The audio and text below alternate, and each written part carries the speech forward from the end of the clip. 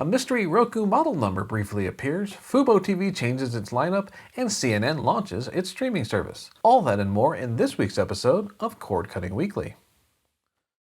Hi folks, and welcome to April. It's Friday, April 1st, 2022, and this is Cord Cutting Weekly, the show where we wrap up the past week in cord cutting and streaming news.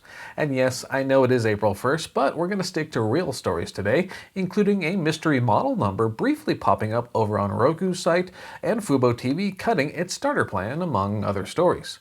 But first, of course, if you haven't done so already, please do consider clicking on those like and subscribe buttons down below. Those are both great ways to help support our channel, and we'd greatly appreciate it. And of course, if this is your first time tuning in to Cord Cutting Weekly, just a quick heads up. For all of the stories we're about to discuss here, you'll find links to those stories included down below in the video description. And those links will bring you on over to our news website, cordcuttersnews.com, where you can stay up to date on all things streaming 24/7. And now, with all of that being discussed, let's dive straight into the news, starting with a mystery over at Roku.com. In Roku news, we uncovered a bit of a mystery not long after the company announced its latest software update, Roku OS 11. So when the company usually launches these software updates, it often follows up with a list of supported devices. And when we first glanced at the list for Roku OS 11, we noticed a model number we hadn't seen before. Model number 4802X was among the list of supported devices, but that number does not correspond to any current Roku models.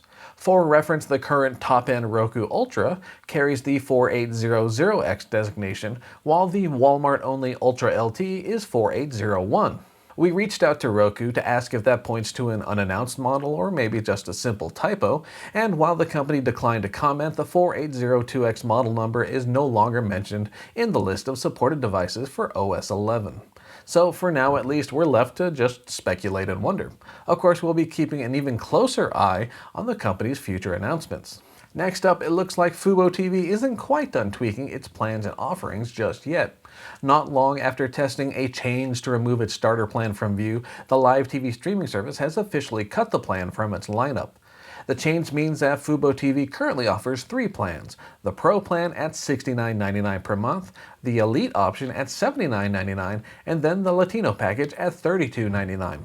And if you're curious, that Pro plan offers the same channels as the outgoing starter plan, but tacks on an improved DVR and up to 10 simultaneous screens. The plan change is now in effect for new customers, though fuboTV says those who signed up for the starter plan before March 14th, 2022 will not see any changes in their plans at the moment. In any case, heads up for anyone considering a fuboTV sign-up. In sports news, now that we know we're getting a baseball season this year, Apple and Major League Baseball have announced the first half of the 2022 Friday Night Baseball schedule. Now that's the new streaming offering from Apple TV Plus, and it all starts next Friday, April 8th, with a pair of games. First, the New York Mets travel to face the Washington Nationals at 7 p.m. Eastern. And then later in the evening, the Houston Astros visit reigning AL MVP Shohei Ohtani and the Los Angeles Angels at 9:30 p.m. Eastern. And you can find the full list of games coming to the streaming service during the first 12 weeks via our full post linked down below in the video description. And of course, let us know if the addition of live baseball is enough to get you to check out Apple TV Plus for the very first time. Or maybe let us know if you are a longtime user looking forward to some added value via live sports. Feel free to sound off in the comment section down below. This week also saw the official launch of CNN's new streaming service. It's called CNN Plus, and it offers live news reporting and a collection of new original shows and features.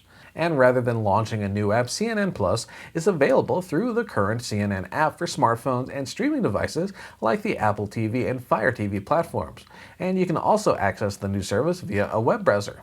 Of note, the new service launched without support for Roku or Android TV, although CNN says more device support is coming soon. In any case, you can check out more info about the new service, including an intro deal that offers a $2.99 monthly price, in our full post link down below in the video description. Next up, YouTube TV is bringing picture-in-picture functionality to iOS and iPadOS devices. The live TV streaming service made the announcement this week, adding that the new feature will run on devices updated to iOS version 15 or iPadOS 15 if you're using an iPad. To engage the feature, users need to pick a video to watch and then swipe up from the bottom of the screen. That should return you to the device's home screen while the video you selected appears in a movable, scalable window. We've been keeping an eye out for this new feature for a while now, even before YouTube TV confirmed rumors back in February. But Picture-in-Picture is finally here, and if you've given it a shot so far, let us know what you think of the new functionality in the comment section down below. Next, we're hearing more rumors about the National Football League's shift to digital, including the possibility of its very own streaming service. According to The Athletic, the service would include games, podcasts, and radio, as well as team-based content. The idea was reportedly discussed during the NFL owners meeting, and the name NFL Plus has been floating around. As for pricing, there's no firm decision on that front. A monthly rate of $5 was apparently mentioned, but that could just be a theoretical figure at this point. In any case, we'll of course keep an eye out for any new streaming initiatives from the NFL, and feel free to let us know what you'd like to see and maybe pay for a dedicated NFL streaming service. In other streaming news, anime giant Crunchyroll announced it would no longer offer free ad-supported simulcasts of newly released shows. This marks a change from the current practice where users on the service's free tier could access new releases a week after their initial premiere.